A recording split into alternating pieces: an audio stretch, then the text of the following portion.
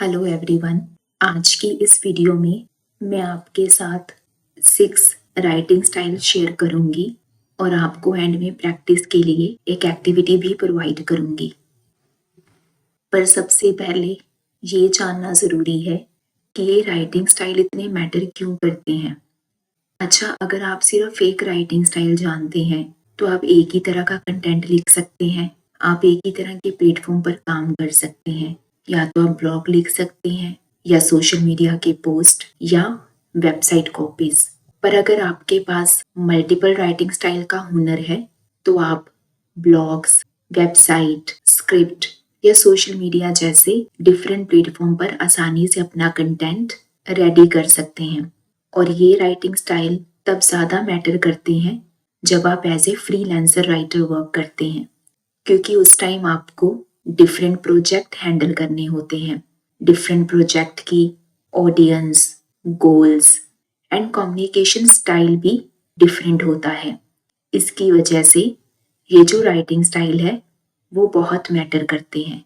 तो आइए जानते हैं इनके बारे में one by one. First is functional writing, या जिसे टेक्निकल राइटिंग भी कहा जाता है। इसे हम जीपीएस की एग्जाम्पल से समझते हैं। अच्छा, जब हम जीपीएस का इस्तेमाल करते हैं तो हमें ऐसा फील होता है ना कि स्टेप बाय स्टेप गाइडेंस दी जा रही है किसी टास्क को कंप्लीट करने के लिए। जीपीएस से जो इंस्ट्रक्शन हमें मिल रही होती हैं वो बहुत डायरेक्ट, प्रिसाइज एंड स्ट्रक्चर वे में यूज करी जाती हैं। किसी तरह की कोई क्रिएटिविटी या इमोशन का इस स्टाइल में यूज नहीं होता है। फोकस रहता है क्लैरिटी पर एंड एक्यूरेसी पर। ये जो राइटिंग स्टाइल है वो यूज होता है यूजर मैनुअल में, प्रोफेशनल ईमेल में, बिजनेस रिपोर्ट में, पॉलिसी में, एसओपी में एंड टेक्निकल डॉक्यूमेंटेशन में। Second is conversational writing. अगर आप अपने रीडर के साथ एक पर्सनल कनेक्शन बनाना चाहते हैं तो use this style of writing. And ये स्टाइल आज के टाइम में डे आफ्टर डे पॉपुलर भी हो रहा है।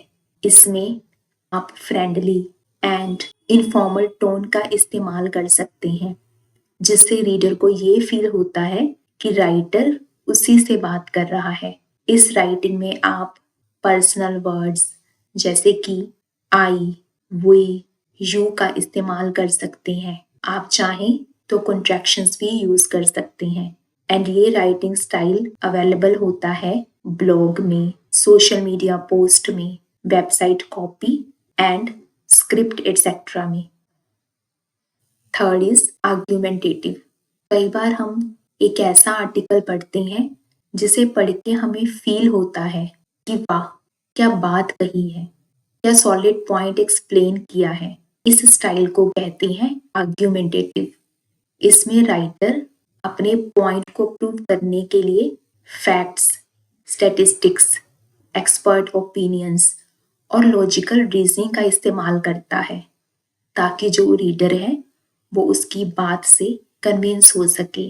मीन्स इस राइटिंग के लिए स्ट्रॉन्ग एविडेंस और डाटा की जरूरत पड़ती है। क्लियर थीसिस स्टेटमेंट होती है।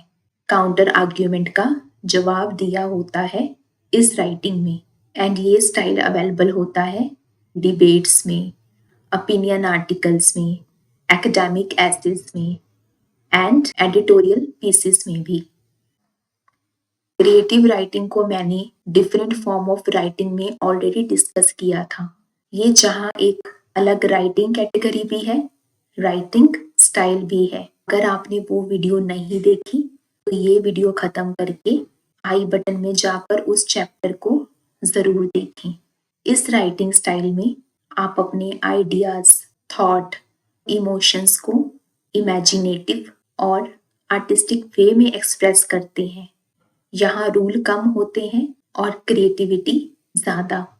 ये स्टाइल तभी सक्सेसफुल कंसीडर किया जाता है जब आपका रीडर वही इमोशंस फील करे आपके कंटेंट को पढ़ते हुए जिस इमोशंस के साथ आपने वो कंटेंट लिखा था। यहाँ बताने से ज्यादा मैटर करता है कि आप डायलॉग, सीन एंड फीलिंग का इस्तेमाल करते हुए अपनी ऑडियंस को अपनी राइटिंग का वो एक्सपीरियंस शो करें कि आप क्या फील कर रहे थे उस कंटेंट को लिखते हुए, आपकी ऑडियंस भी उसी चीज को फील कर पाए। तभी ये जो स्टाइल है सक्सेसफुल कंसीडर किया जाता है।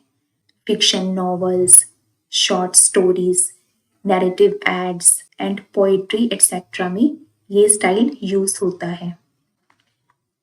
हालांकि descriptive writing style number of writing style को इंक्लूड करता है, जिसमें क्रिएटिव राइटिंग भी आती है एंड मार्केटिंग कंटेंट भी आता है।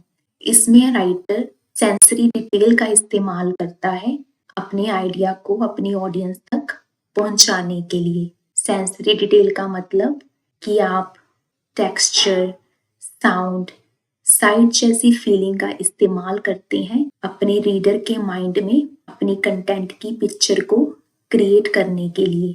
फॉर एग्जाम्पल, कई बार जब हम टीवी पर खाने की ऐड देखते हैं तो हमें भी या तो अचानक भूख लग जाती है या हमारे मुंह में भी सेम टेस्ट फील होने लगता है। मीन्स एक क्रेविंग आ जाती है उस खाने को लेकर, है ना। तो यहाँ पर पर्पस होता है कि रीडर किसी प्रोडक्ट का, किसी सर्विस का या किसी प्लेस का लाइव एक्सपीरियंस अपने रीडर के मन में भी क्रिएट कर दे, एक उसकी पिक्चर बना दे ताकि रीडर भी उस चीज का विजुअल फील कर सके। तो ट्रैवल कंटेंट है, एड्स हैं, प्रोडक्ट डिस्क्रिप्शंस है, उसमें डिस्क्रिप्टिव राइटिंग स्टाइल का इस्तेमाल किया जाता है। Sixth is expository writing. Actually इस राइटिंग में example, simple language and clear definition का यूज किया जाता है किसी टॉपिक को डिटेल एंड क्लियर वे में एक्सप्लेन करने के लिए, ताकि जो रीडर है वो कॉम्प्लेक्स आइडिया को इजीली और जल्दी से समझ सके। ये राइटिंग स्टाइल न्यूट्रल टोन में किया जाता है। इसमें facts, data and verified information का इस्तेमाल किया जाता है। यहाँ पर आप अपने इमोशन और ओपिनियन एक्सप्रेस नहीं कर सकते। यहाँ पर मेन फोकस रहता है कि व्हाट एंड व्हाई फैक्टर का यूज करते हुए अपनी ऑडियंस को इंफॉर्मेशन प्रोवाइड करना। और ये जो राइटिंग स्टाइल है वो रिसर्च आर्टिकल्स में, reports, textbook, how to guide and educational blog में इस्तेमाल होता है। तो ये थी मेन 6 राइटिंग स्टाइल। देखते हैं जल्दी से इनका एक क्विक रिकैप। टेक्निकल या फंक्शनल राइटिंग स्टाइल में हमने जाना कि ये जो राइटिंग होती है वो इंस्ट्रक्शन बेस होती है, एक्शन ओरिएंटेड होती है एंड प्रिसाइज वे में की जाती है, जिसमें किसी तरह के इमोशन का इस्तेमाल नहीं होता है। Conversational writing personal and informal वे में करी जाती है अपने कंटेंट को एक्सप्रेस करने के लिए। आर्ग्यूमेंटेटिव में data, fact and logical reasoning का इस्तेमाल किया जाता है अपने पॉइंट को प्रूव करने के लिए, अपने रीडर को कन्विंस करने के लिए। क्रिएटिव राइटिंग में स्टोरी टेलिंग, इमेजिनेटिव वे का इस्तेमाल किया जाता है अपने आइडिया को एक्सप्रेस करने के लिए, ताकि आप अपने रीडर के साथ एक इमोशनल बॉन्ड डेवलप कर सकें। डिस्क्रिप्टिव राइटिंग में सेंसरी डिटेल्स का इस्तेमाल किया जाता है अपने रीडर को एक विजुअल एक्सपीरियंस देने के लिए। एक्सपोजिटरी में क्लियर एंड ऑब्जेक्टिवली टॉपिक को एक्सप्लेन किया जाता है with a great focus on what and why factor। और ये रही आज की एक्टिविटी।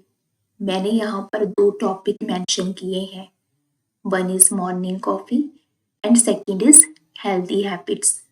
आप दोनों में से कोई भी एक टॉपिक पिक करके जो मैंने आज आपको डिफरेंट राइटिंग स्टाइल बताई है, उन 6 राइटिंग स्टाइल पर एक टॉपिक को जरूर लिखिए। एक छोटा सा पैराग्राफ ही काफी है। और जब आप लिख रहे होंगे तो नोटिस कीजिए कि किस राइटिंग स्टाइल का कंटेंट आप इजीली लिख पा रहे हैं और किस स्टाइल में आपको थोड़ी सी डिफिकल्टी हो रही है, क्योंकि जहां पर आपको डिफिकल्टी हो रही है उसी स्टाइल पे आपको वर्क करना है। एंड गाइस, मेरे साथ कमेंट में ज़रूर शेयर करें जो भी आप पैराग्राफ लिखेंगे। Thank you.